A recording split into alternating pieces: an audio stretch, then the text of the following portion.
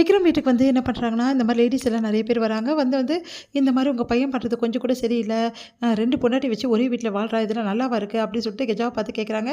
கெஜா என்ன பண்ணுறதுன்னு தெரியாம அப்படியே மனசு கஷ்டப்படுறாங்க. அந்த டைம்ல காவேரி அங்க வந்துடுறாங்க. என்ன நினைச்சிட்டு இருக்கீங்க? வாய்க்கு வந்ததெல்லாம் பேசுவீங்களா?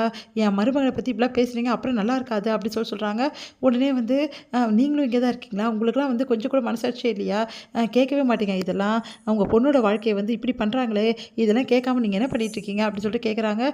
என் பொண்ணோட வாழ்க்கையெல்லாம் நல்லா தான் இருக்கு. எந்த பிரச்சனையுமே கிடையாது. விக்ரம் வேதாவும் ட்ரீட்மெண்ட்டுக்காக தான் அந்த பொண்ண இங்க கூட்டிட்டு வந்திருக்காங்க. மத்தபடி வந்து அந்த பொண்ணு இங்க வாழ்றதுக்காக ஒண்ணும் வரல. இது நீங்கலாம் புரிஞ்சுக்கவே மாட்டீங்களா? அது எப்படிங்க? முன்னாள் பொண்ண ட்ரீட்மெண்ட்டுக்காக வீட்டுக்கு கூட்டின்னு வருவாரு. அதையும் நாங்க பார்த்துட்டு இருக்கணுமா? அதெல்லாம் நான் ஒத்துக்க முடியாது. உங்க பையன் சரியில்ல ஆளு. அப்படின்னு சொல்லிட்டு ரொம்ப தவறா பேசுறாங்க. உடனே வந்து செமையா டென்ஷன் ஆயிடுறாங்க. கெஜாக்கு என்ன சொல்றதுன்னே தெரியல. காவேரி வந்து எங்க குடும்பத்து விஷயம் தலையிட நீங்க யாரு? அப்படின்னு சொல்லிட்டு மரியாதை இங்கேருந்து போயிடுங்க அப்படின்னு சொல்லிட்டு திட்டி அனுப்பிச்சிடுறாங்க. உடனே வந்து இத சும்மாவே விடக்கூடாது அப்படின்னு சொல்லிட்டு அவங்க முடிவு எடுக்குறாங்க. இந்த சூழ்நிலையில இங்க என்ன பண்றாங்கன்னா, நம்ம விக்ரம் வேதா வந்து கூட்டிட்டு போறாங்க. மிர்னாலினிய இந்த மாரி செக்கப் பண்ண டாக்டர் கிட்ட இப்ப எவ்வளோ இம்ப்ரூவ்மெண்ட் ஆயிருக்கு மிர்னாலினிக்கு. முன்ன மாரி கிடையவே கிடையாது. சீக்கிரமாவே குணமாயிடுவாங்கன்னு சொல்றாங்க. அத கேட்டு ரொம்ப சந்தோஷப்படுறாங்க. வீட்டுக்கு கூட்டின்னு வராங்க. கூட்டின்னு வரும்போது நெறைய பேர் வந்து அப்படியே கூடிர்றாங்க.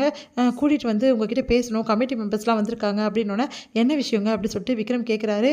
நீங்க பண்றது கொஞ்சம் கூட சரியில்லங்க. சொசைட்டிக்கு எதிரா நீங்க பண்ணிட்டு இருக்கீங்க. உங்கள மாரி ஆளுங்கலாம் இந்த ஏரியால இருக்கவே கூடாது. இந்தாங்க நோட்டீஸ் இந்த ஏரியால வந்து நீங்க காலி பண்ணியே ஆவணும்.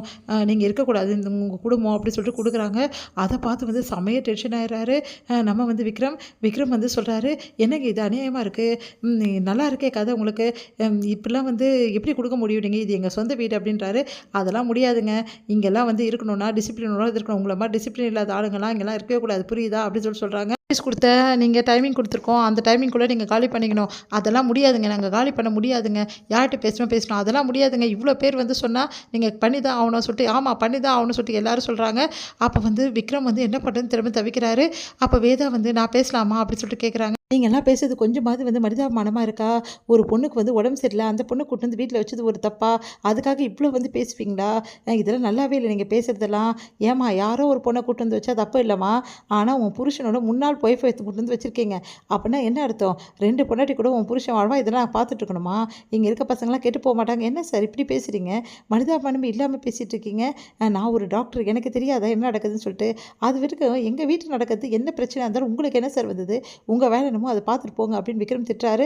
விக்ரம் அமைதியா இருக்கீங்க. வேதா சொல்றீங்க. பார்த்தீங்களா எவ்வளோ திமிரா பேசுறாருன்னு சொல்லிட்டு, இதுக்கப்புறம் நீங்க இங்க இருக்கக்கூடாது சார். அதிகம் நாங்க பார்க்குறோம் அப்படின்றாரு விக்ரம். ஏன் விக்ரம் இப்படி கோவப்படுறீங்க? பொறுமையா பேசினால என்ன வேதா இவங்க கிட்ட பொறுமையா பேசுது? இவங்களுக்கெல்லாம் கொஞ்சம் கூட மனசாட்சியே கிடையாது. இப்படி பண்ணிட்டு இருக்காங்க அப்படின்னு சொல்லிட்டு செமையா டென்ஷன் ஆயிடுறாரு. விஜயா வந்து விக்ரம வந்து கேட்குறாங்க, இப்போ உனக்கு சந்தோஷமாடா? எல்லாரும் என்ன காரி துப்புறாங்க. இதுக்காக தான் இப்படிலாம் பண்ணியாடான்னு சொல்லிட்டு கேட்குறாங்க. அம்மா நான் சொல்றது கேளுங்க. நீ சொல்றது எதுவுமே கேட்க வேணாடா. முதல்ல இவள எடுத்து விட்டுட்டு வாங்க அப்படின்னு சொல்லிட்டு திட்டுறாங்க.